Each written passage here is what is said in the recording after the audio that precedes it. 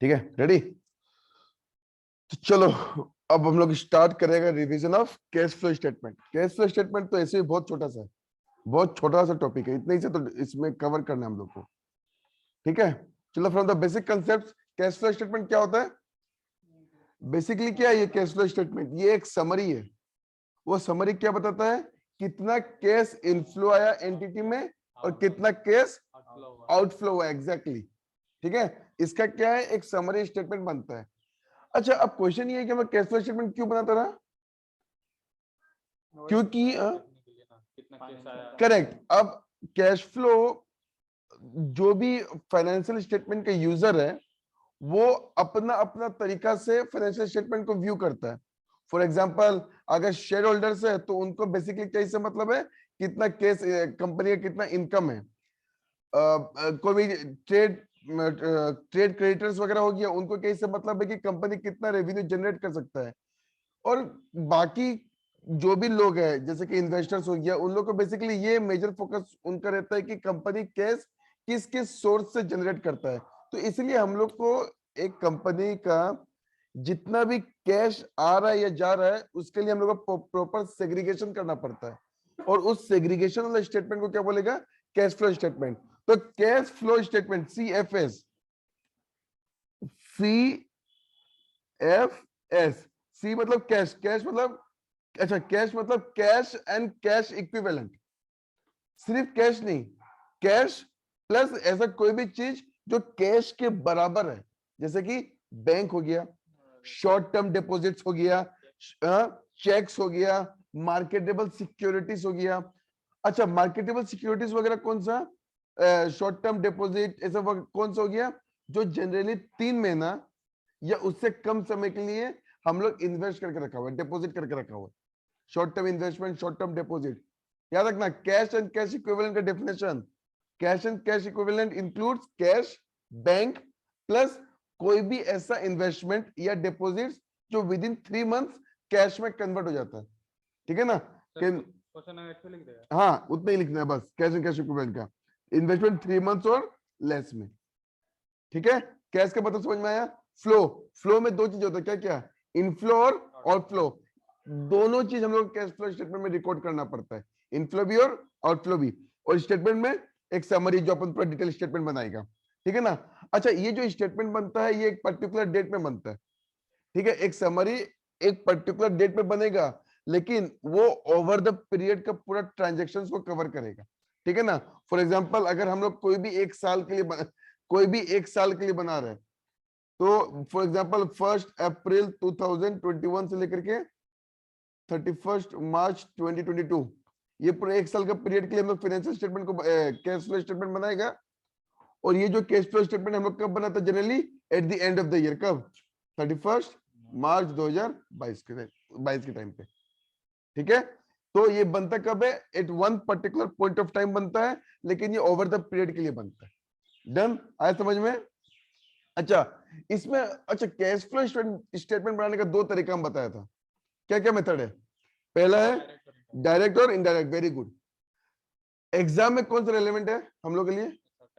Indirect. Direct नहीं पूछता exam में, ये सिलेबस आउट हो गया। ठीक है, लेकिन फ्रॉम नॉलेज पर्सपेक्टिव याद रखना 2 मेथड से बनता है, एक डायरेक्ट और एक इनडायरेक्ट। हम लोग को फोकस किस पर करना है? सिर्फ इनडायरेक्ट में, क्योंकि एग्जाम में सिलेबस में सिर्फ इनडायरेक्ट है। ठीक है, अच्छा, अब कैश फ्लो का जो स्टेटमेंट है उसका सेग्रीगेशन 3 हेड में होता है। कौन कौन सा? ऑपरेटिंग, इन्वेस्टिंग और फाइनेंसिंग। अच्छा, ऑपरेटिंग में क्या कौन सा आइटम आता है? वो आइटम जो सिर्फ और सिर्फ जो बिजनेस का मेन पर्पस से रिलेटेड है, जिसका बिजनेस का जो मेन एक्टिविटी है उनसे रिलेटेड है, उससे रिलेटेड जो भी आइटम्स होगा वो कहाँ आएगा? ऑपरेटिंग में। इन्वेस्टिंग में क्या आएगा? कंपनी क्या आएगा? करेक्ट, कंपनी कहाँ इन्वेस्ट करके रखा है। फॉर एग्जांपल, जनरली कंपनी क्या? Capital assets, for example machinery, furniture, building वगैरह में इन्वेस्ट करता है, या फिर कोई भी लॉन्ग टर्म इन्वेस्टमेंट्स। ठीक है ना? तो ये सब चीज क्या होगा? इन्वेस्टिंग में आएगा। जो भी कैश जब डिपॉजिट करेगा या जब हम बिल्डिंग परचेस करेगा तो कैश आउटफ्लो, और उन्हीं को बेच करके जो भी पैसा मिलेगा उसको क्या बोलेगा? Cash inflow. फाइनेंसिंग में क्या आएगा? करेक्ट। तो फाइनेंसिंग में मेजरली ये किसको कवर करता है कि एक बिजनेस के पास पैसा का सोर्स क्या क्या है, कहां से बिजनेस के पास पैसा आता है। जैसे कहां से आता है, शेयर कैपिटल, बोरोइंग्स, और नहीं, पैसा कहां से आता है मेजरली, पैसा बोरोइंग्स, बैंक लोन। तो लॉन्ग टर्म जितना बोरोइंग्स हो गया और प्लस शेयर कैपिटल, इसको मिला के क्या बनता है अपना फाइनेंसिंग एक्टिविटीज। ये मेजर मेजर चीज है जो आने वाला है। डिटेल हम लोग एक फॉर्मेट बना के समझेगा, ठीक है। ये मोटा मोटा मेजर मेजर चीज है।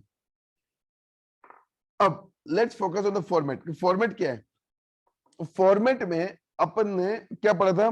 सबसे पहले ऑपरेटिंग। ऑपरेटिंग की शुरुआत कैसे होता था?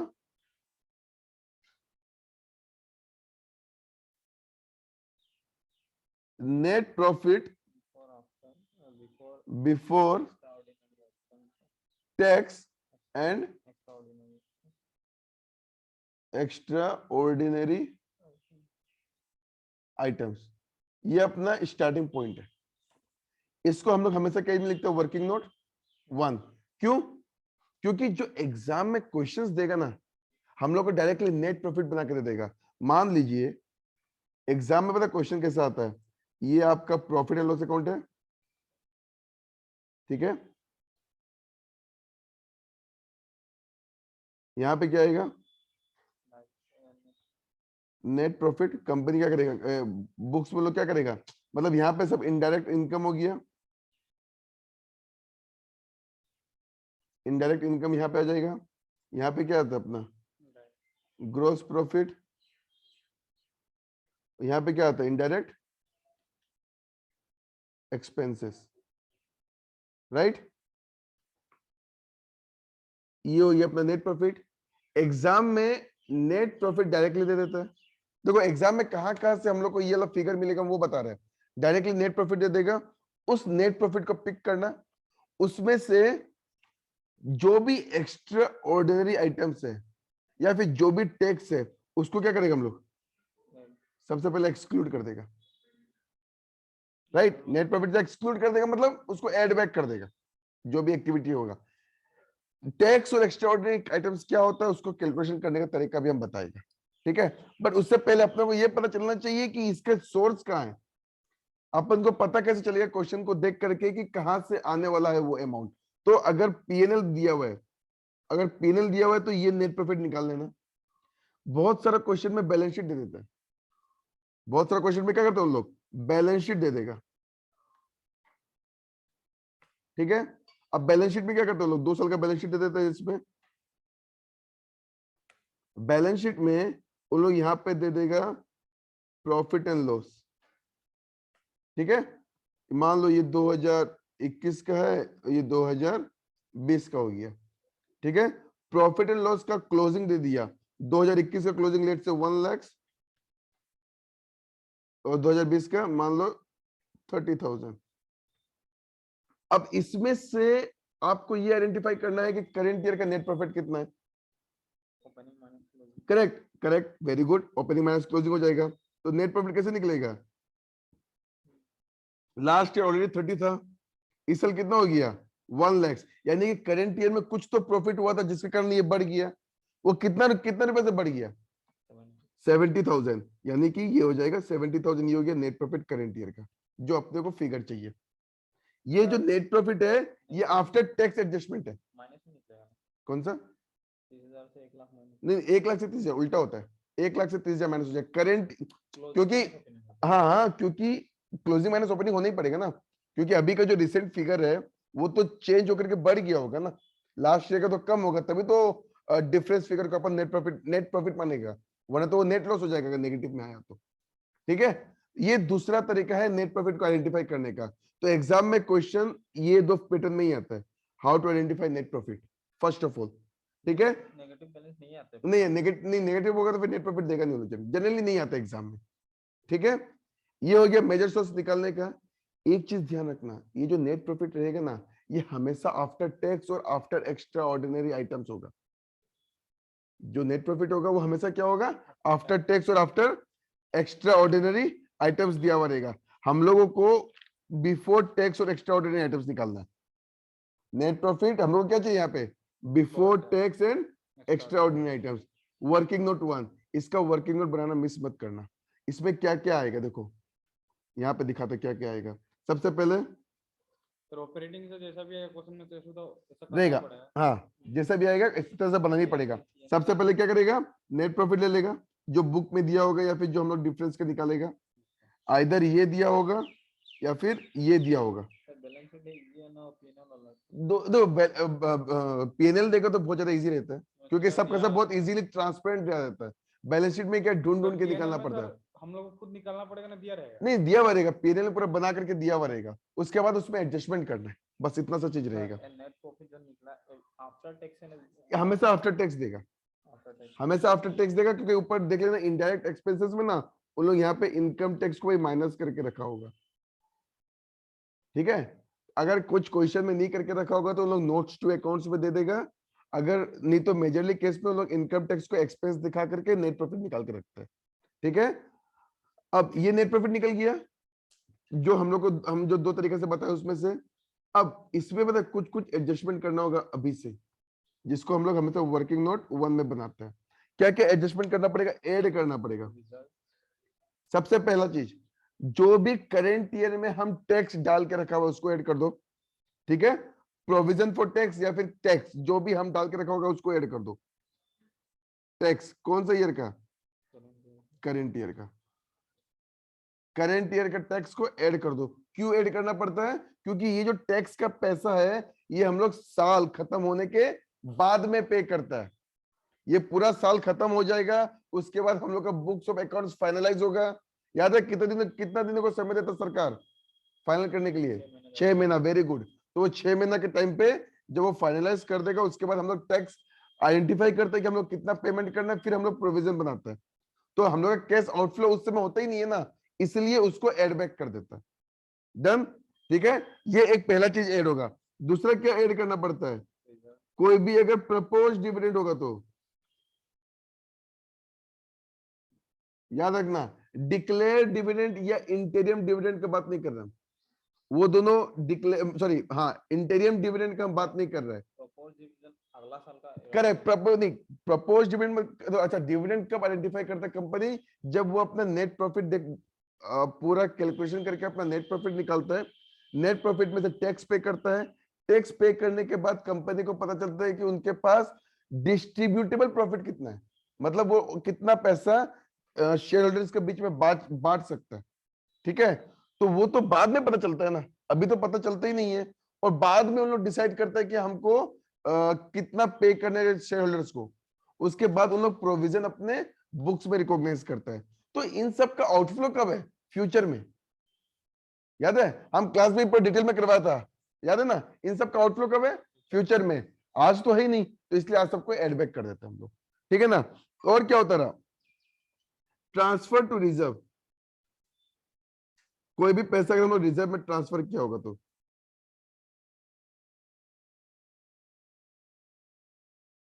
कोई भी पैसा अगर हम लोग रिजर्व में ट्रांसफर हो गया तो वो याद है ना, हम कैलकुलेशन जो करवाया था कैसे होता रहा। मान लो ये नेट प्रॉफिट आया,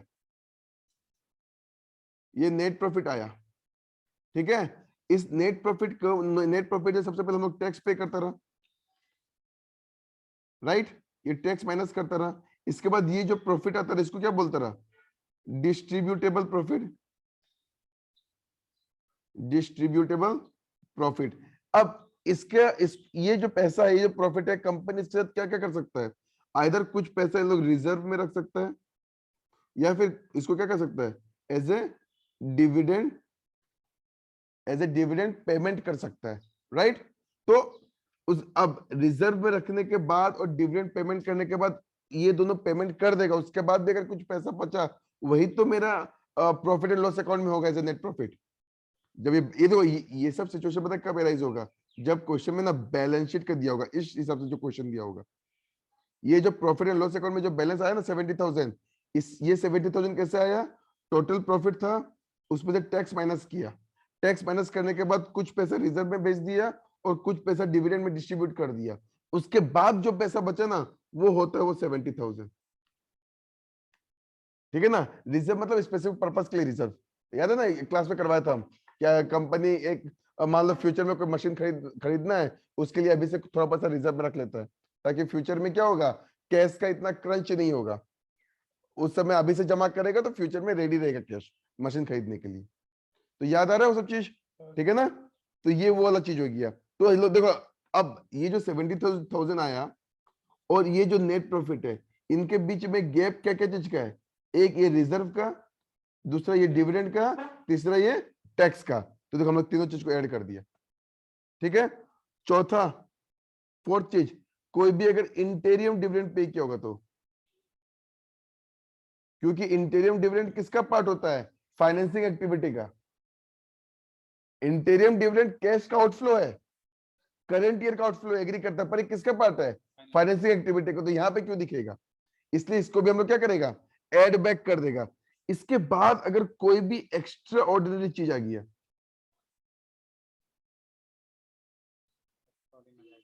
कोई भी अगर एक्स्ट्रा ऑर्डिनरी आइटम्स जो अगर माइनस हुआ होगा, उसको क्या कर देगा हम लोग, ऐड कर देगा।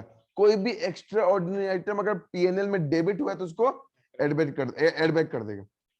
ये आया। इसके बाद जो टोटल अमाउंट आएगा, इसके बाद लेस करेगा हम लोग। लेस क्या करेगा, सबसे पहला इनकम टैक्स रिफंड। अगर कोई भी इनकम टैक्स का रिफंड आया होगा तो उसको तो अब ऐड बैक किया हुआ होगा, उसको माइनस करना, क्वेश्चन कराएगा तो रिफंड ऑफ इनकम टैक्स, ठीक है। और इसके बाद में लेस, और क्या होगा, एक चीज और, कोई भी एक्स्ट्रा ऑर्डिनरी आइटम्स अगर एक्स्ट्रा ऑर्डिनरी आइटम्स अगर क्या हुआ होगा, ऐड हुआ होगा, ठीक है ना। कोई भी एक्स्ट्रा ऑर्डिनरी आइटम्स अगर ऐड हुआ होगा तो उसको क्या कर देगा हम लोग, माइनस कर देगा। अच्छा, एक्स्ट्रा ऑर्डिनरी आइटम्स का मतलब क्या हुआ, मान लो कोई फायर लग गया, दुकान में स्टॉक जल गया, नुकसान। फ्लड आ गया तो नुकसान। कोई भी ऐसा एक्टिविटी जो रेगुलर बिजनेस में होता नहीं है और सडनली हो गया, और उसके कारण जो लॉस हुआ उसको आप अपना पीएनएल में क्या कर दिया, खर्चा बोल के दिखा दिया। अच्छा, वो खर्चा तो किया, अब उसी खर्चा के चलते आपने एक इंश्योरेंस किया था और कंपनी से इंश्योरेंस क्लेम कर लिया, तो वो क्या हो गया, इंश्योरेंस का पैसा आया तो आपका प्रॉफिट बढ़ गया, तो उसको हम लोग को क्या करना पड़ेगा, लेस। और जो फायर के कारण लॉस हुआ उसको आप ऑलरेडी एक्सपेंस में डाल के रखा होगा, तो उसको हम लोग क्या कर देगा, ऐड। ठीक है, ये पहला चीज है। यहां तक क्लियर है, ये पूरा समझ में आया कि net profit before tax and extra ordinary items कैसे निकालता है। क्लियर है पूरा, कोई दिक्कत नहीं है इसमें। तो ये हम लोग का निकल गया net profit before tax and extra ordinary items. ये अमाउंट कहां जाता है, इस यहाँ पे इस स्टेटमेंट में। सबसे पहला very important calculation, net profit before tax and extra ordinary items. बहुत बार क्वेश्चन में डायरेक्टली अमाउंट दे दिया होगा तो इतना कैलकुलेशन करने की जरूरत नहीं है, बहुत बार नहीं दिया होगा। मेजर फोकस याद रखना है, जब भी बैलेंस शीट का क्वेश्चन देगा तब ये सबसे बड़ा डिफिकल्टी आता है। अगर बैलेंस शीट का क्वेश्चन देगा तो ये वाला चीज याद रखना कि इन सबको एड बैक करना पड़ता है। तो ज्यादा मतलब क्या ऐसा ऐसा रहता है या फिर डिपेंड करता है, कैसा भी क्वेश्चन आ सकता है एग्जाम में, ठीक है ना। अच्छा, इसके बाद अपने को क्या करना पड़ता है, इसके बाद कुछ कुछ एडजस्टमेंट चलता रहा। बैलेंस शीट में ऐड बैक करना पड़ता है। हाँ, बैलेंस शीट में मतलब उस बैलेंस शीट में जनरली क्या होता है, ये रिजर्व का एडजस्टमेंट करना, डिविडेंड का एडजस्टमेंट करना, ये सब रहता है और ये सब हिडन रहता है, तो उसको ढूंढ के निकालना पड़ता है, फिर वो आप करो तो ज्यादा सही रहता है वो चीज, ठीक है। अच्छा, इसके बाद क्या हो गया, ये तो हो गया net profit before tax and extra ordinary items निकल गया। इसके बाद हम लोग ऐड करते हैं, क्या ऐड करते हैं, याद करो क्या ऐड करते हैं हम लोग, नॉन कैश ट्रांजेक्शंस। सबसे पहला नॉन कैश और नॉन ऑपरेटिंग आइटम्स ऐड करेगा, non cash and non operating items, इसको हम लोग क्या करेगा, ऐड कर देगा। अच्छा, सबसे पहले हमको नॉन कैश का 2-3 एग्जांपल बता दो, तो क्या क्या था। डेप्रिसिएशन नॉन कैश है। नॉन कैश मतलब क्या होता है कि एक ऐसा खर्चा जिसके कारण मेरा पॉकेट से कोई पैसा नहीं गया, लेकिन हम पीएनएल में चार्ज करके रखा हुआ है। डेप्रिसिएशन हो गया और अमोर्टाइजेशन, ये जनरल 2-3 चीजें हैं, ठीक है ना, जिसके कारण क्या होगा, जिसको हम लोग क्या बोलेगा, नॉन कैश ट्रांजेक्शन। अच्छा, नॉन ऑपरेटिंग ट्रांजेक्शन बता दो। नॉन ऑपरेटिंग क्या होगा, हर एक वो ट्रांजेक्शन जो इन्वेस्टिंग और फाइनेंसिंग से रिलेटेड है। क्या चीज से रिलेटेड है, इन्वेस्टिंग और फाइनेंसिंग से, जैसे कि डिविडेंड, इंटरेस्ट पेमेंट, ठीक है ना। और क्या होगा, sale of furniture, sale of machinery, ये सब किसका, कौन सा एक्टिविटी का है, इन्वेस्टिंग का है। तो इन्वेस्टिंग का तो ये इन्वेस्टिंग में आएगा, ठीक है ना। तो वो सब तो यहाँ पे इंक्लूड रहेगा ना, जब नेट प्रॉफिट देगा क्वेश्चन में, उनमें तो सब इंक्लूड रहेगा, तो उन सबको हटाना है। गुडविल का amortisation of goodwill non cash transaction है, ठीक है ना। वही मतलब जितना भी अमोर्टाइजेशन कर रहे हैं अपन, वो सब क्या हो गया, नॉन कैश ट्रांजेक्शन। वो सबके सब यहाँ पे क्या करना पड़ेगा, हटाना पड़ेगा। तो वो यहाँ पे सबका सब ऐड कर दो, ठीक है। अच्छा, और डिडक्ट क्या करना पड़ेगा, कोई भी, हाँ कोई भी अगर इंटरेस्ट का इनकम आया वो, डिविडेंड का अगर कोई इनकम आया वो, रेंट से कोई पैसा आया, करेक्ट, जो भी मतलब इसका इससे रिलेटेड नहीं है, हाँ कोई भी गेन ऑन सेल ऑफ कोई भी एसेट्स वगैरह, क्योंकि वो सब इन्वेस्टिंग का काम है, इन्वेस्टिंग एक्टिविटी है, इसमें कुछ भी नहीं आएगा। दो चीज हमेशा याद रखना, जो सबसे बड़ा गलती करता है ये, और नॉन एडजस्टमेंट में सबसे बड़ा मिस्टेक वहीं पे होता है। क्या क्या देखो, एक पहला point, loss on sale of asset, loss हो गया, कोई भी एसेट को बेचा तो उस पर लॉस हो गया। मान लो 80,000 का एसेट था, कॉस्ट था 70,000 में उसको सेल किया, ठीक है, ये 10,000 क्या हो गया, लॉस हो गया। अब एक चीज बताओ, एक्चुअल में कैश कितना आया मेरे पास, कैश कितना आया 70,000, तो ये कैश इनफ्लो है, कैश इनफ्लो है किससे, ये मशीन से, मशीन किसका पार्ट है, इन्वेस्टिंग का पार्ट है। तो इन्वेस्टिंग में कैश इनफ्लो तो दिखा देगा 70,000, ये लॉस होता है ना जो 10,000 का लॉस, इसको हम लोग कहाँ पे दिखाता है, प्रॉफिट एंड लॉस अकाउंट में। अब प्रॉफिट एंड लॉस अकाउंट में दिखा के रखता है लॉस को, तो ये लॉस बिजनेस का खर्चा नहीं है, ठीक है, ये लॉस क्या है, बिजनेस का खर्चा नहीं है, और इसके लिए कोई कैश आउटपुट भी नहीं है। सबसे पहला तो ये बिजनेस एक्टिविटी का नहीं है, फाइनेंसिंग का चीज है। सेकंड, ये कैश एक्सपेंडिचर नहीं है, ये कैश एक्सपेंडिचर भी नहीं है, तो इसलिए हम लोग इसको क्या करना पड़ेगा, ऐड। और सिमिलरली सेकंड चीज क्या होगा, profit on sale of asset. अगर कोई profit on sale of asset होगा तो वो भी ऑपरेटिंग का चीज नहीं है, अगर ऑपरेटिंग का चीज नहीं है तो उसको क्या कर देगा, लेस। एग्जाम में ये दो पॉइंट मेजरली मिस्टेक हो जाता है बच्चों से, ये दो पॉइंट मेजरली मिस्टेक होता है जब भी हम नॉन कैश और नॉन ऑपरेटिंग आइटम्स को डालते हैं। तो हाँ हाँ, 10,000 रुपये हम लॉस डाल के रखा होगा तो उसको ऐड कर देगा, ठीक है। ये मेजर मिस्टेक है जो होता है, इस पे ध्यान रखना। इसके अलावा जो भी नॉन कैश नॉन ऑपरेटिंग है वो मोटा मोटा आप लोग निकाल देगा, उसमें इतना दिक्कत नहीं आएगा, ठीक है। अच्छा, इसके बाद हम और क्या एडजस्टमेंट करते हैं, एक्चुअली ऐड नहीं है, ऐड एडजस्टमेंट है, ठीक है ना। अच्छा, उसके बाद हम और क्या एडजस्टमेंट करता है, वर्किंग कैपिटल नहीं, changes in working capital, changes in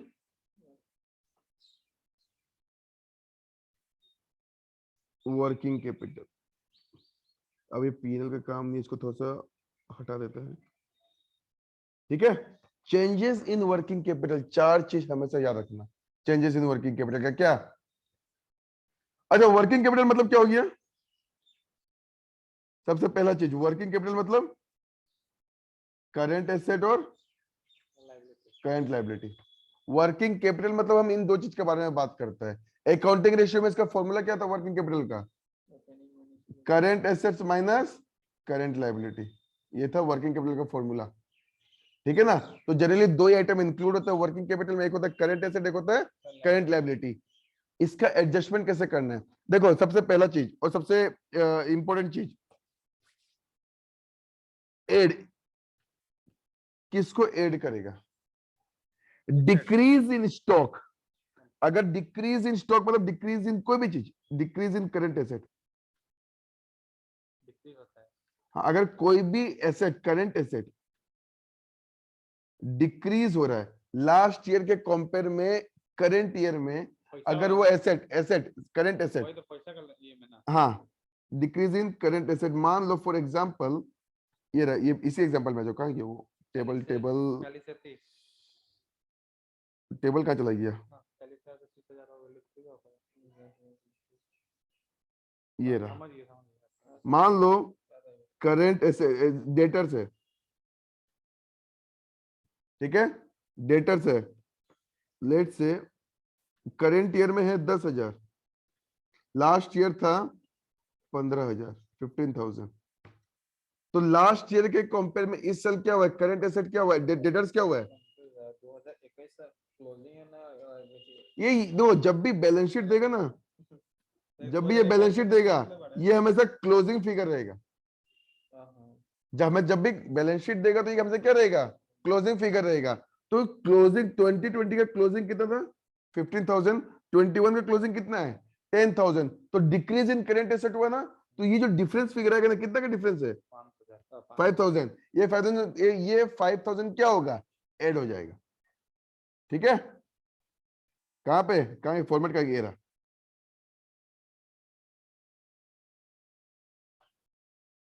sorry ये रहा, ऐड क्या करेगा अपन, decrease in current asset. Similarly अपन एक और चीज ऐड करेगा क्या, अच्छा छोड़ो, अगर एसेट इंक्रीज हो रहा है, सॉरी डिक्रीज हो रहा है तो ऐड किया, अगर इंक्रीज हो रहा होगा तो लेस करेंगे। वेरी गुड, बस इसका ऑपोजिट, तो इसे में समझाइएगा तो जल्दी समझ आ जाएगा। इंक्रीज इन करेंट एसेट, ये क्या हो जाएगा, less. Decrease in current asset add, increase in current asset less. इसी का उल्टा चलता है करंट लायबिलिटी, सेम चीज का उल्टा चलेगा क्या, करंट लायबिलिटी। हम अभी लॉजिक्स नहीं बता रहे, लॉजिक हम क्लास में ऑलरेडी बहुत बार बताया था। अभी हम सिर्फ ध्यान करवा रहे हैं कि इनकेस मिस्टेक नहीं हो, एग्जाम में मिस्टेक नहीं हो, इसलिए हम फास्ट फास्ट बता रहे हैं कि क्या करना है, लॉजिक कैसे याद रखना है।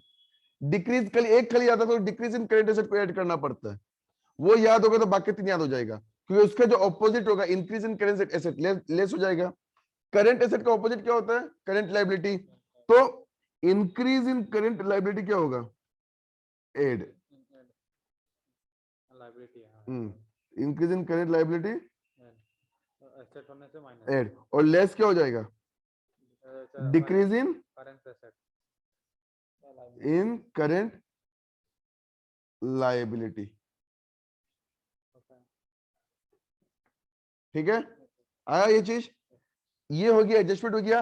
तो दो चीज का एडजस्टमेंट हो गया, क्या क्या चीज का एडजस्टमेंट हुआ, एक adjustment of non cash non operating, दूसरा adjustment of working capital, changes in working capital. ठीक है, ये खत्म, क्वेश्चन खत्म ऑपरेटिंग का। ऑपरेटिंग का फिर कैश फ्लो कैसे निकलेगा, अब इसको थोड़ा सा रब कर देता है। ठीक है,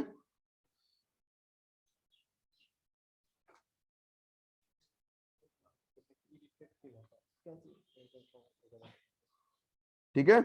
अब यहाँ पे और क्या एडजस्ट होगा, एडजस्टमेंट क्या होगा, इसको देखो यहाँ पे ये जो अमाउंट आएगा, ये यहाँ पे जो अमाउंट आया, ठीक है, इसमें क्या करेगा हम लोग, इसका एडजस्टमेंट में एड या लेस जो भी करना हो यहाँ पे हो जाएगा। इसके बाद ये जो चेंजेस इन वर्किंग कैपिटल का जो भी अमाउंट आएगा, इसको हम लोग क्या करेगा, यहाँ पे एड या फिर लेस कर देगा।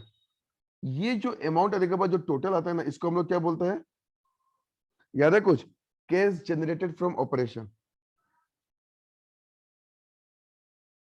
Cash generated from operation. ठीक है, ये तीनों का टोटल। इसके बाद ना सिर्फ एक चीज का एडजस्टमेंट होता है, क्या चीज का, इनकम टैक्स का, जो भी करंट ईयर में पे किया है, लेस इनकम टैक्स पेड, जो भी पे किया उसका एडजस्टमेंट यहां पे माइनस हो जाएगा। करंट ईयर में जो भी इनकम टैक्स पे किया था, करंट ईयर में कौन सा इनकम टैक्स पे करता है, लास्ट ईयर का, लास्ट ईयर का इनकम टैक्स ही तो करंट ईयर में पे करता है कि नहीं है, याद है क्लास में बताया था लॉजिक भी, हम हमेशा याद रखना, करंट ईयर का इनकम टैक्स फ्यूचर में पे करेगा, लास्ट ईयर का इनकम टैक्स करंट ईयर में पे करेगा। हाँ नहीं नहीं, इनकम टैक्स करंट ईयर का कब पे करेगा, फ्यूचर में, और लास्ट ईयर का कब पे करेगा हम, करंट ईयर में, क्योंकि डिसाइड कब करता हम लोग टैक्स, 6 महीना का टाइम देते हैं उसके बाद ही, उस दौरान बेसिकली। ठीक है, इनकम टैक्स पे कर दिया, इसके बाद जो अमाउंट आएगा उसको क्या बोलेगा, net cash generated from operating activities. Net cash generated from operating activities.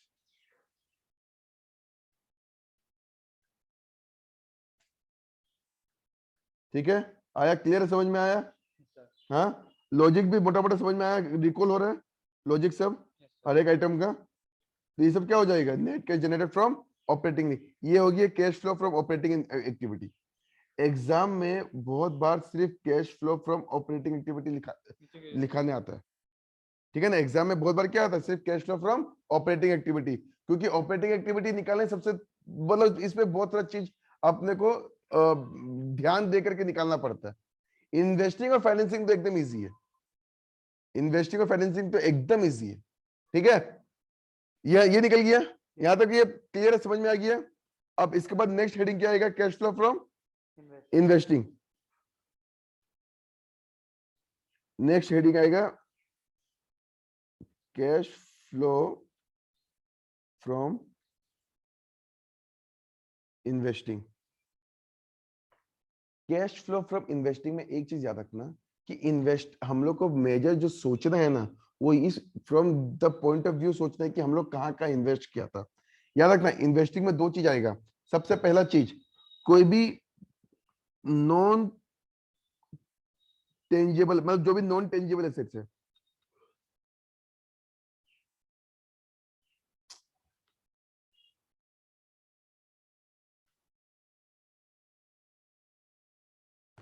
ठीक है, या फिर जो भी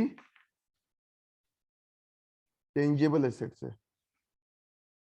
इसमें जितना भी इन्वेस्टमेंट किया, non tangible assets plus tangible assets, इसमें जो भी हमने इन्वेस्टमेंट किया, इन्वेस्ट किया मतलब क्या हुआ, हम उसको खरीद करके लाया, खरीद करके लाने के लिए हमको क्या करना पड़ेगा, कैश का पेमेंट करना पड़ेगा। तो ये मेरे लिए क्या कहलाया जाएगा, कैश का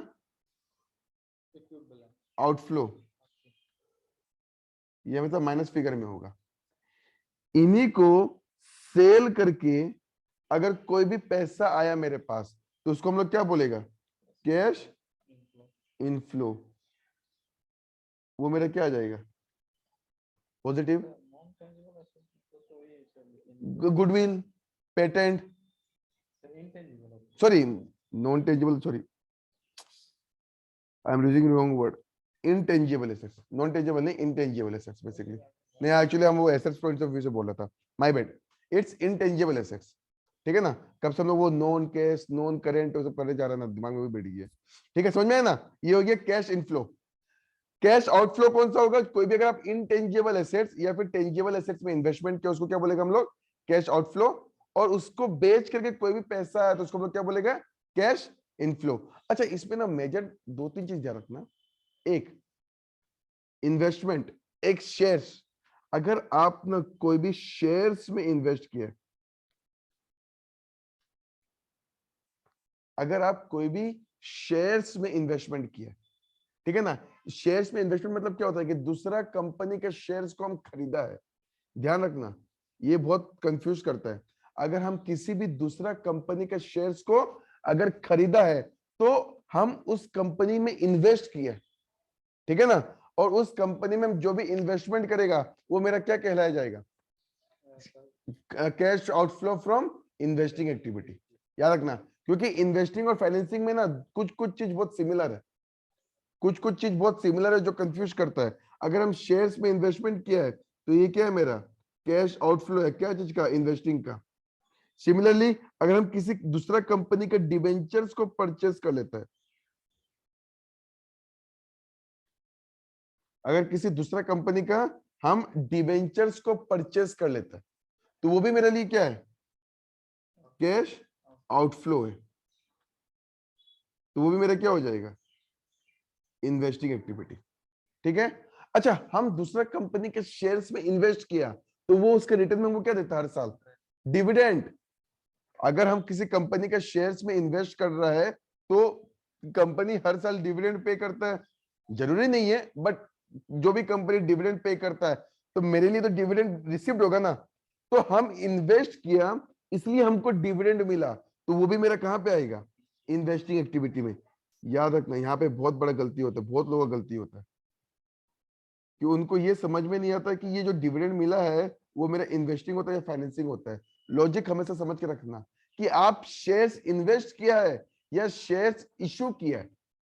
यहाँ पे हम लोग क्या किया, शेयर्स इन्वेस्ट किया है, इन्वेस्ट किया तो डिविडेंड हमको मिल रहा है, हम इन्वेस्ट किए तो डिविडेंड हमको मिल रहा है, तो ये जो डिविडेंड मेरे लिए क्या इनफ्लो हो गया। डिविडेंड लिख के देते हैं, डिविडेंड रिसीप्ट डिविडेंड रिसीप्ट लिख देना, उसमें तो डिविडेंड रिसीप्ट लिखो। हाँ। सेकंड चीज याद रखना, डिवेंचर के केस में अगर हम किसी कंपनी का डिवेंचर को परचेस करता है तो कंपनी हर साल क्या पे करता है हमको, इंटरेस्ट। ठीक है, तो ये जो इंटरेस्ट का पैसा आएगा ना, ये भी मेरे लिए क्या है, कैश इनफ्लो। ये दो आइटम हमेशा ध्यान रखना, ये बहुत मेजर मिस्टेक करता है बच्चा का, क्योंकि आपको वो कंपनी का ये जो एसेट्स वगैरह है वो क्लिक कर जाता है कि कोई भी कंपनी अगर एसेट्स को बेचा या एसेट्स को खरीदा है तो वो कौन सा हेड में जाएगा, मतलब वो पता चल जाता है कि वो इन्वेस्टिंग में जाएगा। लेकिन शेयर्स और डिवेंचर्स, डिविडेंड और इंटरेस्ट, इसको लेके बहुत कंफ्यूजन रहता है कि वो इन्वेस्टिंग होगा या फाइनेंसिंग होगा। तो उसको समझना कैसे है, अगर शेयर्स दूसरा कंपनी का मैं इन्वेस्ट किया, दूसरा कंपनी का शेयर्स में इन्वेस्ट किया तो इन्वेस्टिंग, उस इन्वेस्टमेंट से कोई डिविडेंड मिला तो वो भी इन्वेस्टिंग में, या फिर हम कोई दूसरा कंपनी का डिवेंचर परचेज किया है, इन्वेस्टिंग, उस डिवेंचर के ऊपर कोई भी इंटरेस्ट मिला तो वो भी क्या हो जाएगा मेरा, इन्वेस्टिंग। अगर कैश, अब देखो ये, अच्छा इसके ऊपर जो भी नेट आएगा वो क्या हो जाएगा, net cash flow from investing. हाँ बोलो। शेयर इन्वेस्ट किया, हाँ, शेयर्स पे इन्वेस्ट किया दूसरा कंपनी का, 6 महीने के लिए किया है, हाँ, और उसका इंटरेस्ट मिलेगा, डिविडेंड मिलेगा, डिविडेंड मिलेगा, हाँ 6% का होगा, 6 महीना का निकाला। हाँ करेक्ट, वो सही रहेगा, सही है। ठीक है, अब लास्ट टॉपिक क्या इसमें, cash flow from financing activity. ठीक है, cash flow from financing activity. देखो फाइनेंसिंग में एक चीज हमेशा याद रखना, इसमें हम अभी बता रहे क्या चीज से रिलेटेड होता है कि कंपनी को कहां कहां से फाइनेंस मिला। मेजर सोर्स क्या होता है, शेयर कैपिटल। तो मान लो कंपनी कोई शेयर्स इशू किया है, यहां पे याद रखना कंपनी क्या कर रहा है, शेयर्स इशू कर रहा है, शेयर्स परचेज नहीं कर रहा है। ये मेजर कंफ्यूजन है, मेजर कंफ्यूजन यहाँ पे होता है। यहाँ कंपनी क्या कर रहा है, शेयर्स इशू कर रहा है, परचेज नहीं कर रहा है।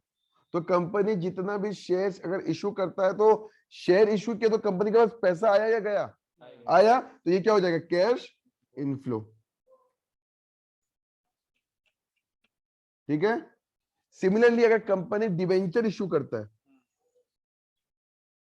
अगर कंपनी डिवेंचर इशू करता है तो कंपनी के पास में क्या होगा, कैश इनफ्लो। तो ये भी क्या हो जाएगा, ऐड हो जाएगा। ठीक है, उल्टा उसका। अब शेयर्स तो मेरा है, मेरा कंपनी का है, अब डिविडेंड हम पे करेगा या डिविडेंड हम रिसीव करेगा, ऑब्वियस बात है पे करेगा। कंपनी प्रॉफिट कमाएगा तो डिविडेंड पे करना पड़ेगा शेयर होल्डर्स को। तो कोई भी डिविडेंड पे किया तो वो मेरे लिए क्या हो जाएगा, डिविडेंड पेड, तो ये कैश आउटफ्लो। ठीक है, सिमिलरली हम डिवेंचर में क्या पे करेगा, इंटरेस्ट पेड करेगा, तो ये भी मेरे लिए क्या हो जाएगा, कैश इशू किया तो आउटफ्लो। आएगा, हाँ पेड किया तो बस। अब क्वेश्चन में कई बार ना डिवेंचर रिडीम्शन भी बोलते हैं कि डिवेंचर को रिडीम किया हमने, तो जब डिवेंचर्स को डिविडेंड करेगा तो क्या होगा, नहीं नहीं, मतलब समय, हाँ मतलब मान लो कि डिवेंचर 5 साल का इशू किया था, 5 साल का पीरियड खत्म हो गया, अगर 5 साल का पीरियड खत्म हो गया तो डिवेंचर वालों को पैसा देना पड़ेगा ना, डिवेंचर वालों को क्या करना पड़ेगा, रिडीम करना पड़ेगा डिवेंचर्स, डिवेंचर्स का बदले पैसा देना पड़ेगा। तो डिवेंचर रिडीम, रिडम्पशन, ऐसा प्रीमियम भी लगा देते हैं। हाँ प्रीमियम वगैरह भी हो सकता है, प्रीमियम में डिवेंचर को पे किया होगा, कुछ भी हो सकता है। तो ये मेरे लिए क्या हो जाएगा, कैश आउटफ्लो। ठीक है, तो ये मेजर थिंग्स है जिसमें मिस्टेक हो सकता है, इसके अलावा ज्यादा और कुछ है नहीं कि मिस्टेक होने लायक कोई चीज होता है कैश में। इसका में जो भी ये अमाउंट आया उसको टोटल कर लो। अब ये इसको हम लोग क्या बोलेंगे, cash flow from financing activity. ठीक है, अब इनको नाम देना, ये हो गया ए जो ऑपरेटिंग से आया, बी जो इन्वेस्टिंग से आया, और सी जो फाइनेंसिंग से आया। ठीक है, अब इसके बाद क्या करना पड़ेगा, net cash flow during the year. कैसे निकलेगा ये, ए प्लस बी प्लस सी, इसका जो भी टोटल आएगा इक्वल इसमें ऐड कर देगा हम लोग क्या, ओपनिंग। ओपनिंग क्या रहा था? एक सेकेंड,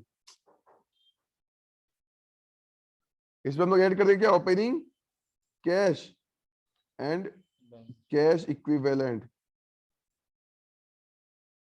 जो भी हो गया उसको हम लोग क्या करेगा, ऐड करेगा।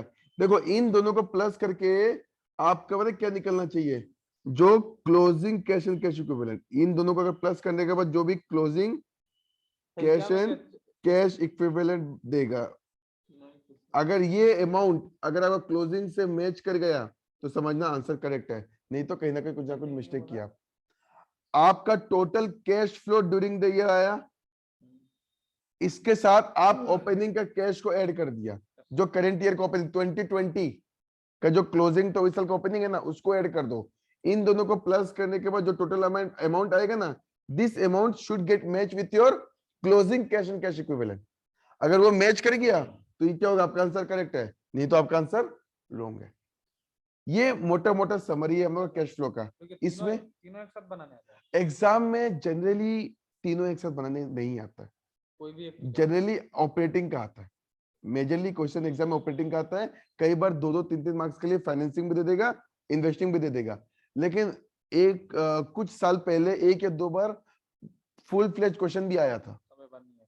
ठीक है ना, कुछ साल पहले एक बार फुल फ्लेज क्वेश्चन आया था, तब इतना तक दिखाना था, ठीक है। तो आप तो लोग हाँ, तो इतना दिखाना पड़ता है। बेसिकली पूरा समरी यही है कैश फ्लो का। लिखा है अब इसमें ना कुछ कुछ आइटम है जो जिसका इंपैक्ट अपने को एनालिसिस करना है। देखो important items which need to be focused, क्या क्या, इंटरेस्ट एंड डिविडेंड हम ऑलरेडी बता दिया। Interesting. अगर इंटरेस्ट मिला है क्या चीज में, अगर हम कहीं डिवेंचर परचेज किया है उसमें इंटरेस्ट मिला तो मेरा इन्वेस्टिंग एक्टिविटी, हम डिवेंचर इशू किया है उसमें इंटरेस्ट पे किया तो क्या हो जाएगा, फाइनेंसिंग। सिमिलरली डिविडेंड भी, ठीक है, हम दूसरा कंपनी का शेयर्स खरीदा है उसमें डिविडेंड मिला, इन्वेस्टिंग। हम अपना कंपनी का शेयर इशू किया तो और हम डिविडेंड पे कर रहे तो फाइनेंसिंग। अब ये taxes on income, taxes on income मतलब क्या होता है जैसा कि income बहुत सारा अलग अलग सिनेरियो में हम लोग जो टैक्स पे करता है। अब टैक्स देखो ये बुक्स में बहुत कम क्वेश्चन है इसके ऊपर में, कंसेप्ट पॉइंट ऑफ व्यू बता रहा है कि मान लो अगर हम कोई रेगुलर बिजनेस एक्टिविटी किया उसके ऊपर हम इनकम टैक्स पे किया, तो वो इनकम टैक्स मेरा कहां पे हम आउटफ्लो दिखाता है उसको, ऑपरेटिंग से, ठीक है। लेस इनकम टैक्स किया था हम ऑपरेटिंग से दिखाया। लेकिन कई बार पता है क्या होता है, अगर आप कोई मशीन बेचता है तो उसके ऊपर भी टैक्स पे करना पड़ता है, या फिर आप डिविडेंड पे किया तो आपको डिविडेंड डिस्ट्रीब्यूशन टैक्स पे करना पड़ता है। बुक्स में बहुत रेयर क्वेश्चन है, from concept point of view revise करवा देते हैं एक बार हम, ठीक है ना। क्वेश्चन में कभी कभी एग्जाम में दे देता है कि अगर आप टैक्स पे किया है on DDT, tax paid on dividend, मतलब dividend. Dividend distribution tax, DDT, dividend distribution tax, इस टैक्स का नाम है। तो अगर आप डिविडेंड, देखो एक चीज याद रखना, लॉजिक याद रखना, अगर कोई भी फाइनेंसिंग आइटम होगा और उस फाइनेंसिंग आइटम से रिलेटेड अगर कोई टैक्स पे किया है तो वो माइनस कहां पे होगा, फाइनेंसिंग एक्टिविटी में। अगर आप कोई कैपिटल गेन, मतलब कोई कैपिटल एसेट बेचा, मशीनरी बेचा, उसके ऊपर आप कैपिटल गेन टैक्स पे किया, कैपिटल गेन टैक्स पे किया, तो वो कौन सा एक्टिविटी में आ जाएगा, इन्वेस्टिंग एक्टिविटी से माइनस हो जाएगा। ये हुआ तो फाइनेंसिंग से माइनस करना। अगर आप कैपिटल गेन पे कर रहे हैं तो उसको कहां से माइनस कर देगा, इन्वेस्टिंग से। ये नहीं कि कोई भी टैक्स देखा और डायरेक्टली ऑपरेटिंग से माइनस कर दिया, ये लेस इनकम टैक्स में कहां गया, ये रहा, ये रहा, यहाँ पे माइनस कर दिया। डायरेक्टली ऐसे माइनस मत कर देना, टैक्स का नाम देखा नहीं कि माइनस कर दिया ना, ऐसा मत करना। पहले देख लेना कि वो टैक्स किस आइटम से रिलेटेड है। फाइनेंसिंग से रिलेटेड है तो फाइनेंसिंग में माइनस करना, इन्वेस्टिंग से रिलेटेड है तो इन्वेस्टिंग में माइनस करना। 99% क्वेश्चन में एग्जाम में जो टैक्स पेड आएगा ना वो ऑपरेटिंग से रिलेटेड ही होगा 99% में। कोई कभी अगर कोई एक्स्ट्रा टफ करना है क्वेश्चन को तो भले ही दे देगा, नहीं तो नहीं देगा। तो अगर वैसा केस हो तो कहां से माइनस करेगा? इन्वेस्टिंग से, नहीं तो फाइनेंसिंग से, ऑपरेटिंग से। इन्वेस्टिंग का टैक्स है। अगर कैपिटल आइटम के ऊपर में अगर टैक्स लगा है, मान लो हम कैपिटल एसेट सेल किया, उसके ऊपर में टैक्स लगा, मशीनरी सेल किया उसके ऊपर टैक्स लग गया, क्वेश्चन में बता देगा स्पेसिफिक, तो वो कहां पे जाएगा? अब मशीनरी इन्वेस्टिंग का है, इसलिए इन्वेस्टिंग से माइनस करना। सिमिलरली डिविडेंड पेमेंट किया, उस पर हम टैक्स पे किया, डिविडेंड डिस्ट्रीब्यूशन टैक्स डीडीटी, तो वो इन्वेस्टिंग, वो फाइनेंसिंग से रिलेटेड है, इसलिए फाइनेंसिंग से माइनस करना। सबका सब ऑपरेटिंग से माइनस मत कर देना, ठीक है ना। इन ये बहुत रेयर चांस है कि आएगा, लेकिन हाँ फिर भी अगर आ गया तो ध्यान रखना ये चीज। इसके बाद एक्स्ट्रा ऑर्डिनरी आइटम्स, जैसे कि कोई भी डोनेशन पे किया, अब bed date recover, claim receive from, अब ये सब क्या है? एक्स्ट्रा ऑर्डिनरी आइटम्स है। एक्स्ट्रा ऑर्डिनरी आइटम्स का ऑलरेडी बता दिया क्या करना है उसमें, बता ही दिया हम। अब जनरली ये बिजनेस से रिलेटेड, अब डोनेशन पे किया, क्या डोनेशन बिजनेस से रिलेटेड है क्या? नहीं। अगर हमको मान लो कोई बेड डेट का पैसा वापस मिल गया, तो ये सब क्या बिजनेस से रिलेटेड है क्या? नहीं। लेकिन देखो जनरली ऐसा कुछ आएगा नहीं, पर आया तो एक्स्ट्रा ऑर्डिनरी आइटम्स को जो हम एक्टिविटी बताया ना, वैसे का वैसे उसका इंपैक्ट दे देना। याद रखना एक्स्ट्रा ऑर्डिनरी आइटम्स में ना एग्जाम में एक ही चीज में लोग फोकस करता है, ये मान लो ये इंश्योरेंस क्लेम, इंश्योरेंस क्लेम हुआ, और दूसरा हो गया लॉस ऑफ स्टॉक, आइदर क्या इसमें होगा, ऑन फायर या फिर फ्लड, ये सब में एक्स्ट्रा ऑर्डिनरी आइटम्स में एग्जाम में इन्हीं दो चीज को देता है, इसके अलावा बहुत रेयर है कभी कुछ देता है, ठीक है। ये हो गया, ये ध्यान रखना, इसका एडजस्टमेंट करके आ जाना। इंश्योरेंस क्लेम मिला होगा तो ऑपरेटिंग से माइनस कर देना, और हाँ, और लॉस ऑन स्टॉक ऑफ दिखा के रखा होगा तो एक्स्ट्रा ऑर्डिनरी आइटम्स में क्या हो जाएगा, ऐड हो जाएगा, ठीक है, done. Last thing, non cash transaction, वो डिवेंचर वेंचर, सॉरी वो डेप्रिसिएशंस वगैरह तो था ही। कई बार पता है क्या होता है, आप एक मशीन खरीदते हैं, ठीक है ना, और उसके बदले शेयर्स दे देते हैं। मान लो कि 1 लाख रुपीस का आप मशीन खरीद के लाया वेंडर से, याद है मैं करवाया भी था कंसेप्ट एग्जाम में, याद आ रहा है ना। आप 1 लाख रुपीस का क्या किया, मशीन खरीद करके लाया, आपको कैश पे करना चाहिए था। अच्छा, मशीन खरीद करके लाया तो कहां पे जाएगा मेरा, कौन सा एक्टिविटी में जाएगा, investing, very good, investing activity में। आप अब क्या कर रहा है, ये 1 लाख रुपए का बदले ना कैश पेमेंट नहीं किया, इसका बदले क्या दे दिया, शेयर इशू कर दिया। तो मान लो 10 रुपए का शेयर था, ठीक है ना, तो 10,000 share at the rate of ₹10, कितना हो जाएगा, 1 लाख। ये आप किसको दे दिया, वेंडर को। अच्छा, शेयर्स अगर हम इशू करता है तो कौन सा एक्टिविटी आता है, फाइनेंसिंग एक्टिविटी, ठीक है ना। शेयर इशू कर रहे हैं तो फाइनेंसिंग एक्टिविटी। अब देखो, शेयर इशू किया तो फाइनेंसिंग का पार्ट, मशीन खरीद के लाया तो इन्वेस्टिंग का पार्ट। क्या पर दोनों केस में मेरे पास कैश जा रहा है क्या, या कैश आ रहा है क्या? हम शेयर इशू किया, कैश आया नहीं, मशीन खरीदा तो कैश गया क्या, नहीं। तो कई बार क्या होगा पता है, क्वेश्चन में कैश फ्लो में दोनों दिखा देगा, दोनों कैश फ्लो में दिखा देगा। उस केस में पता है क्या करना पड़ेगा, दोनों को बुक से हटाना पड़ेगा, क्योंकि अब बुक्स का ट्रांजैक्शन में तो हम दिखा दिया कि हम मशीन खरीद के लाया, पर क्या वो मशीन जब खरीद के लाया तो हम कैश पेमेंट किया क्या, तो वो मेरा इन्वेस्टिंग एक्टिविटी में नहीं आएगा, तो उसको क्या कर देगा, हम ऐड कर देगा। इसका हम एक ही क्वेश्चन करवाया था क्लास में, वो एक ही बहुत है, मोर देन इनफ, रिवाइज कर लेना उसको, ठीक है ना, सिर्फ एक क्वेश्चन करवाया था। और सिमिलरली अगर वेंडर से जब हम सॉरी वेंडर को जब हम इक्विटी शेयर पे इशू किया, तो क्या मेरे पॉकेट से कैश गया क्या, सॉरी हमको क्या उसके कैश मिला क्या, नहीं मिला।